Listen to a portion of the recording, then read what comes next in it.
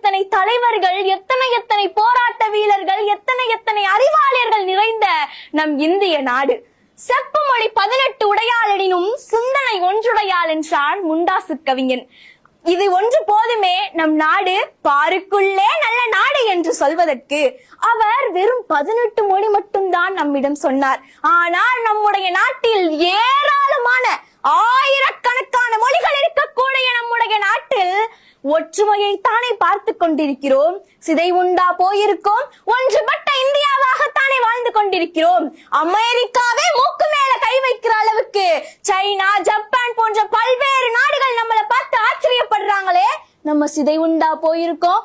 Africa மாதிரி பல கண்டங்களாக பிரிந்துட்டோமா? இல்ல நம்மளை விட அதிக மக்கள் தொகை இருந்தும் தன்னை சுத்தி ஒரு இரும்பு வளையத்தை போட்டுக்கொண்டு கட்டுக்கோப்பால வாழ்ந்துகிட்டு இருக்க சைனா மாதிரி வாழ்ந்து கொண்டிருக்கிறோமா?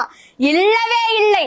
யார் வேண்டுமானாலும் எப்பொழுது வேண்டுமானாலும் தன்னுடைய கருத்துக்களை தெரிவிக்கக்கூடிய கருத்து சுதந்திரம் உள்ள இவ்வளவு பெரிய இந்தியாவை நாம் பாருக்குள்ளே நல்ல நாடு என்றுதானே சொல்ல வேண்டும்.